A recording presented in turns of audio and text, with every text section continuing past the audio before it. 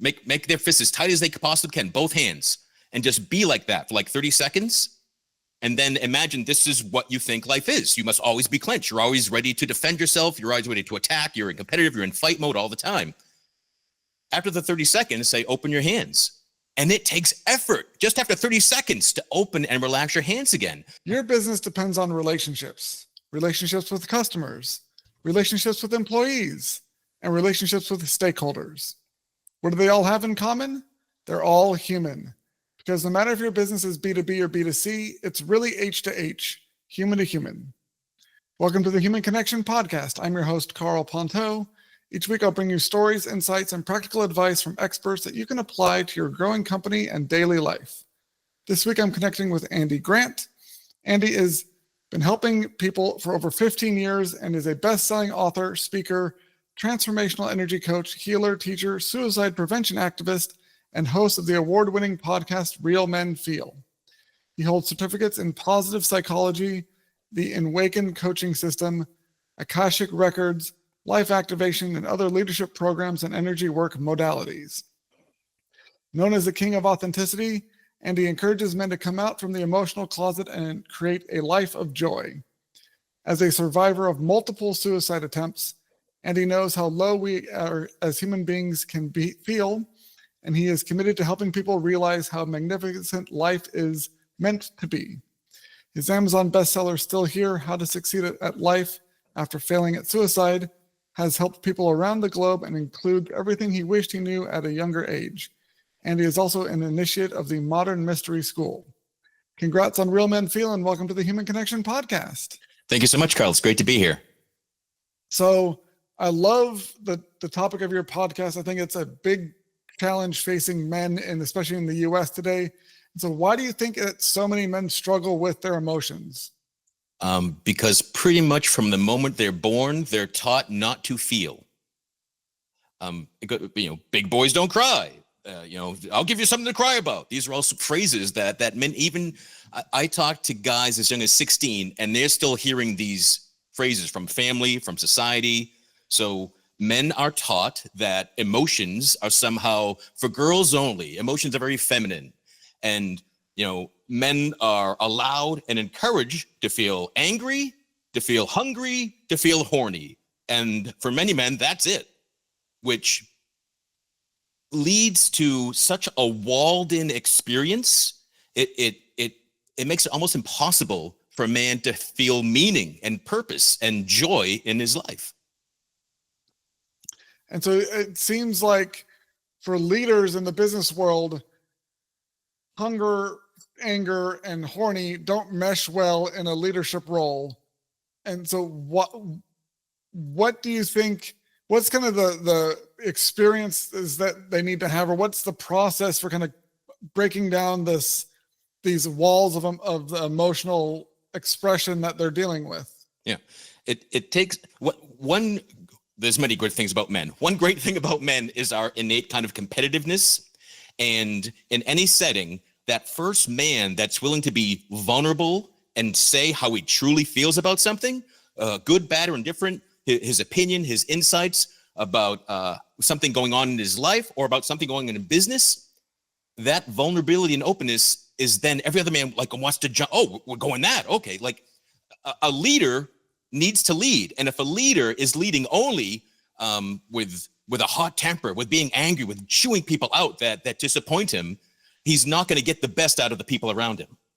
But with vulnerability, you encourage everyone else to open up, to relax, to breathe, to develop their skills and be willing to share new ideas, bold things. Like initiatives, innovations cannot come from an environment where the main emotion is anger. And it makes sense that that competitiveness, if once one guy does it, everyone else wants to follow along, especially if that guy is a leader. So as you've worked with men on this, how do you get that initial leader? How do you start that first domino of getting someone to open up when all they've known most of their life is to keep things inside? Yeah. Oftentimes when I work with someone one-on-one, it might be the first time they've experienced that so-called safe space. When I grew up, lots of depression, lots of suicidal thoughts and attempts. I thought if anybody knew how I really felt, they would run away from me. Like I thought the truth of how gross I felt would repel anybody that was sane. And to some extent, that goes with men, and especially that isolated leader. When people are afraid to go to the boardroom and share something or to speak up in a meeting, that's not a good environment for anybody. But as soon as a man realizes that he can say his truth, he can state his fears, his concerns, and the world keeps going, it's like, oh, like, because we all imagine that everyone else is going to be judging us. We can imagine we're going to say the wrong thing and it's going to be the end of our careers. All these imaginated huge falsehoods, and we're telling ourselves lies. So I encourage people, tell yourself a better lie. Tell yourself something positive. Like if you're going to manufacture moods, manufacture something that creates a better mood in you, and an open environment where communication and ideas can flow freely, because that's what emotions are. It's energy and motions. Emotion is meant to pass through us, be felt, be recognized, and move on. So many men who refuse to feel, they finally blow up. Their emotions, all emotions will come out. They can come out controlled in a very stoic manner, deciding when and where to feel this, or they can explode in road rage, in chewing somebody else out at work, in battles with spouse, with the kids. So many guys I talk to, when they look at times that they've kind of blown up and have lost their temper, it's never about the thing that happened. That kind of last straw is never the issue. It always goes back to some buried stuff that they've been carrying around for years. And I'd imagine for the people that before they have that aha moment they can't like imagine the relief that they feel from finally letting all that go. But I imagine once they finally, and when you create that safe space in the one-on-one coaching, and they finally start sharing and being vulnerable and realizing that the world has an end, and you're not running away screaming to the hills because they've been authentic and open with you, that must be a huge weight off their shoulders. And it's something that I'd imagine is such a cathartic experience for them to finally release some of that pressure that they've been carrying around, all that weight of all those emotions. Because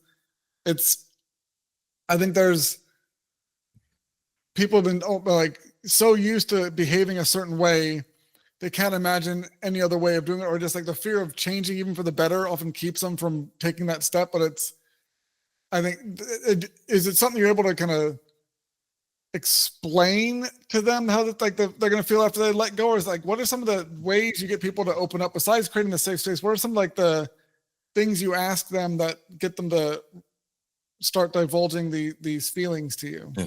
One way I talk about it to make the difference more obvious and to really feel it is I invite men to make fists, make their fists as tight as they possibly can, both hands, and just be like that for like 30 seconds.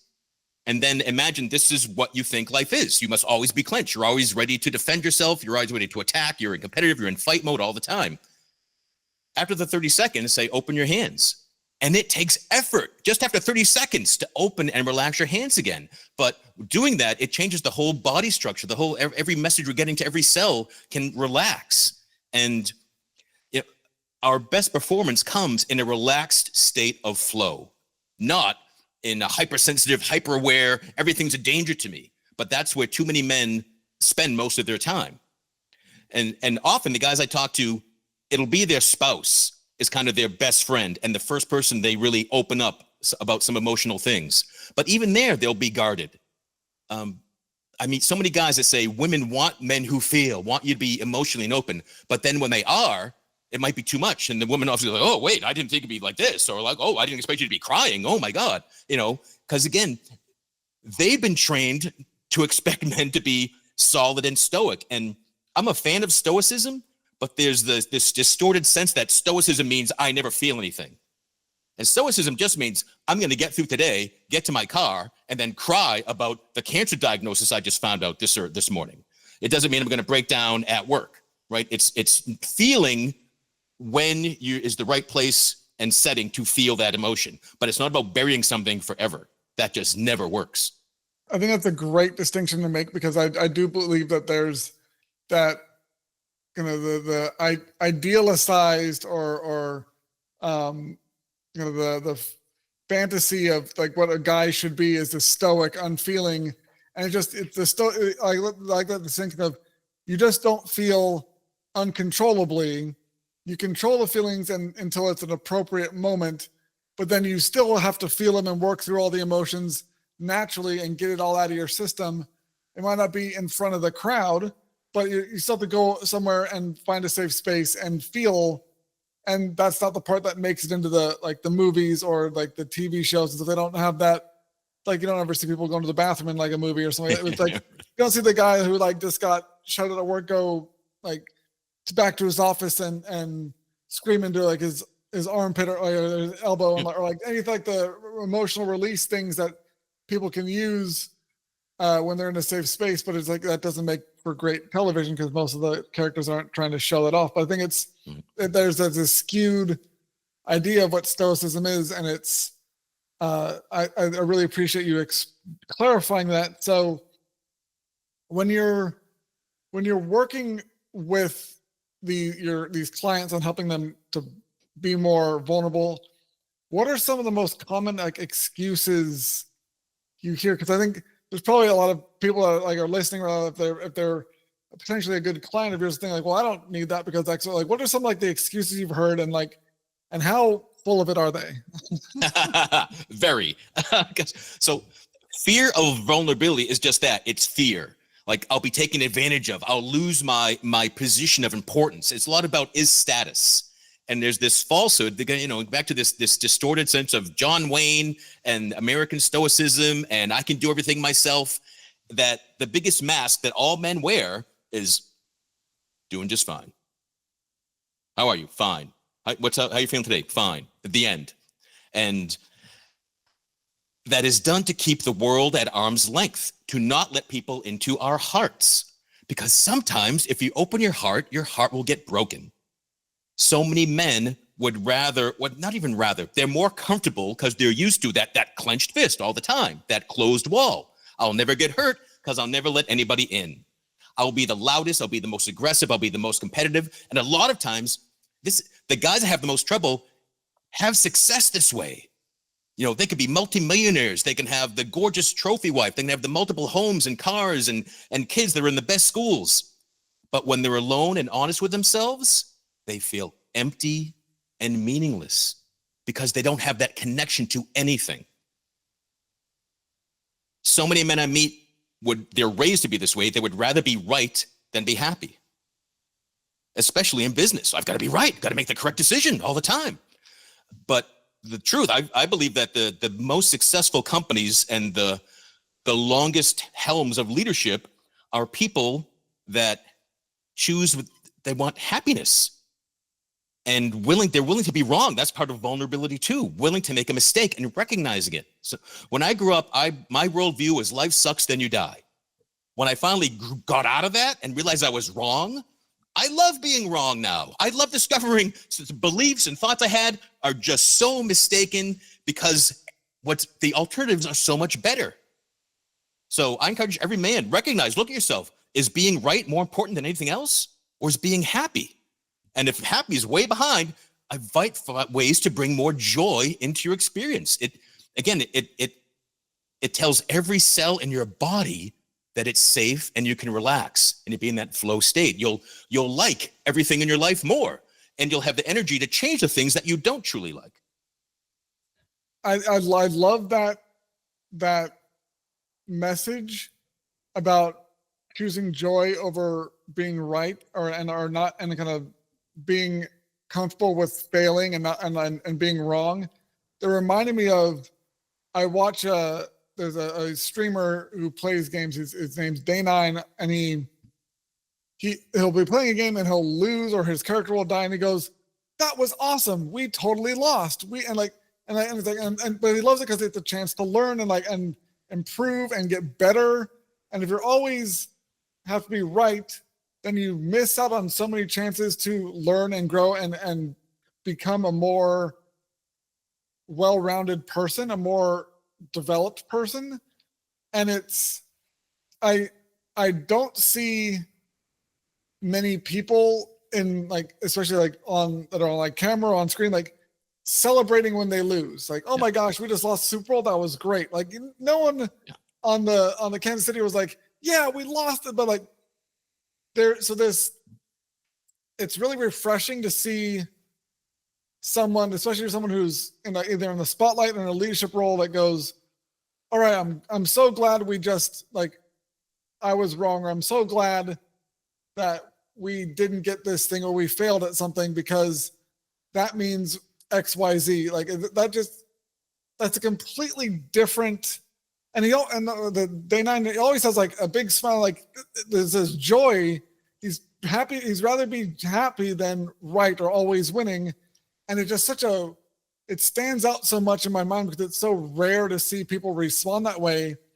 And I really respect him more because he has that sort of response. And I seem like, I wish I could have that more of a response more when something bad happens, because I don't, at least not the level he does, at least not the level of joy that he does. I'll go, man, that didn't work out. Oh, at least I can learn something from it. But I still have like a meh, emotion, not like a great, I didn't get this thing. And so as you're describing that, it made me really like self-reflect and be like, okay, I can choose the joy more than I have been, and that will help me just overall be more emotionally stable and enjoy the process. Because there's I'm sure a lot of people going through conflict and uncertainty and like things not working out the way they wanted, and knowing you can still choose joy and still move forward and grow despite things not going your way, I think is unfortunately a revolutionary idea for so many people. I wish it was like the mainstream like response people had, but obviously that's why your podcast exists, because it's not how people respond. But I think that is a huge epiphany for myself as I was listening to you talk, and hopefully it's an epiphany for some of the people out there listening as well. That's great. Yeah. One of the first coaches I ever worked with, one of their sayings was, if you're not growing, you're dying. And if you're always right, you can't be growing, right? There's nothing left to learn. I'm in a state of perfection. I am an expert. Like a true expert knows that there's always more to learn. Like to be the lifelong student, to be the lifelong, to truly be a lifelong leader, you must be a lifelong student, right?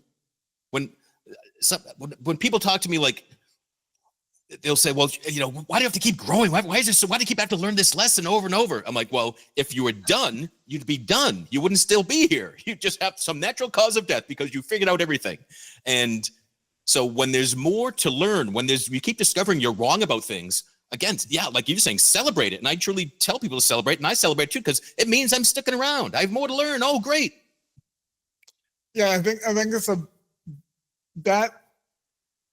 such a brilliant takeaway from, and like an actionable tip for people, is because there's a lot in life you can't control, but you can always control how you feel about it, how you respond to it emotionally.